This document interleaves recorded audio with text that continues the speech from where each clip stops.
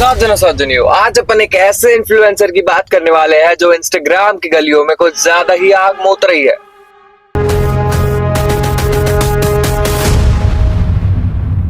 अगर तुम लोगों को अभी भी लगता है कि लड़कियों को गलत बोलना ये गलत है, तो लड़कियों के द्वारा ऐसी हरकतें करी जाना ये उससे भी ज्यादा गलत है। और मेरी डिक्शनरी में तो गलत चीजों को रोस्ट करना ये बिल्कुल सही है।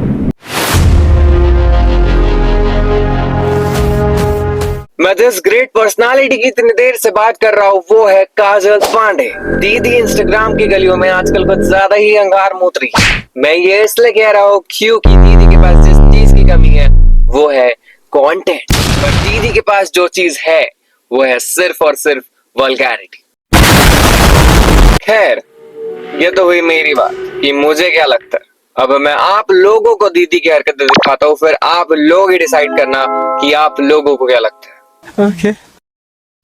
गैराज में मेरी नई नई जॉब लगी थी। कस्टमर आया था गाड़ी धुलवाने, मैंने उसको अपनी प्रीमियम सर्विस पकड़ा दी। अब मैं प्रीमियम सर्विस में उसकी गाड़ी साफ करूंगी।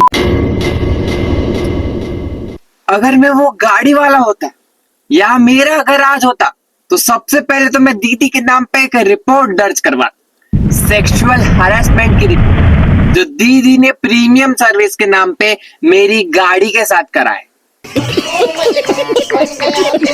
वीडियो के शुरुआती दौर में मैंने जैसे कि आप सभी लोगों से कहा था कि दीदी के पास कंटेंट के नाम पे सिर्फ और सिर्फ वल्गैरिटी है। ये बात बिल्कुल सही है, क्योंकि दीदी के जिस कंटेंट में बॉयफ्रेंड नहीं होता उस कंटेंट में वल्गैरिटी अपने आप चल के आ ही जाती है। मुझे तो बेचारे उस कैमरा मैन पे दया आती है जिसे दीदी की ये सारी हरकतें रिकॉर्ड करनी पड़ती है, क्योंकि कभी वो दीदी के ऊपर, कभी दीदी के नीचे, कभी दीदी के आगे, कभी दीदी के पीछे, और न जाने कहाँ कहाँ।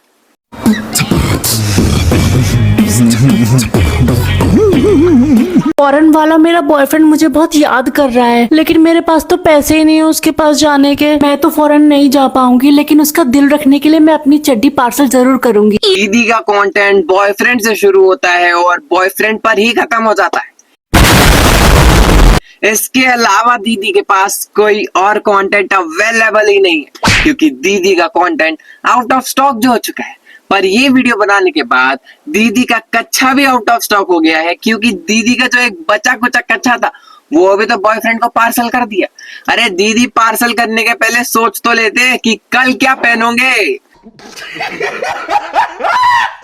और दीदी की हरकत देख के लगता है कि दीदी किसी की फील्डिंग सेट करे ना करे, दीदी की फील्डिंग जरूर से सेट हो जाएगी, ऐसे ही किसी बक्से के अंदर। मेरा बॉयफ्रेंड मुझे छोड़ना चाहता था, कह रहा था उसके हाथ में कुछ आता ही नहीं है, तो मैं गुस्से में उससे मुंह फेर के बैठ गई। अब पता नहीं क्यों सॉरी सॉरी बोल रहा है। अब दीदी ने गुस्से में बॉयफ्रेंड के सामने मुंह फेरा हो या ना फेरा हो, दीदी ने 8 बिलियन की जनता के सामने अपना मुंह जरूर से फेर लिया है। अब बॉयफ्रेंड और ये 8 बिलियन की जनता में कोई डिफरेंस नहीं रहा। हाँ, लेकिन एक अंतर जरूर से मिल सकता है कि बॉयफ्रेंड ने मुंह फेरने पर सॉरी तो भी बोल दिया था।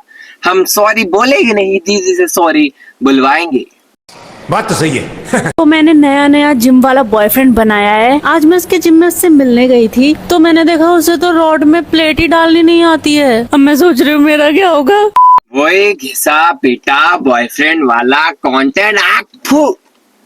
खैर, दीदी का एक नया बॉयफ्रेंड बना है, वो भी जिम वाला। इसमें कोई शक नहीं है कि वो बॉयफ्रेंड अंधा है, क्योंकि ना उससे रॉड में वेट डाला जा रहा है और ना उससे दीदी को हाँ बोलते वक्त दीदी की शक्ल और हरकतें देखी गई। अगर वो अंधा नहीं होता तो वो दीदी को हाँ थोड़ी बोलता। मेरे दोस्त ने आज रात मुझे अपने घर स्टडी करने के लिए बुलाया है, तो उसके घर स्टडी करने जाने के लिए जो सबसे जरूरी काम है पहले मैं वो करूंगी। अगर दीदी के लिए सबसे ज्यादा जरूरी चीज कोई है तो वो है इंस्टाग्राम अकाउंट डिलीट करने की। बात तो सही है। और रही बात स्टडीज की, तो कृपया स्टडीज ही करिए, कम से कम बेरोजगारी तो खत्म होगी। इंस्टाग्राम के ये क्रिएटर्स ऐसे क्रिएटर्स हैं जो सबसे ज्यादा बेरोजगार है, और ये वही क्रिएटर्स हैं जो बेरोजगार लोगों को ये सारी चीजें करने के लिए मोटिवेट कर रहे हैं। इन लोगों को कहना है तो क्या हुआ अगर आपका भाई बहन या बेटा इंस्टाग्राम स्क्रॉल करते करते इन सारी चीजों से गो थ्रू कर जाता है, तो क्या हुआ। इन लोगों की वजह से यूथ को सो कॉल्ड जेन ज़ी कहा जाता है। तो क्या हुआ कि इन्होंने इंस्टाग्राम को इनकॉग्निटो टैब बना रखा है। इन लोगों का कहना है हमें इन सारी बातों से कोई लेना देना ही नहीं है, हमें लेना देना है तो वो है सिर्फ और सिर्फ अपनी वल्गैरिटी से, जिसे हम सो कॉल्ड कंटेंट कहते हैं।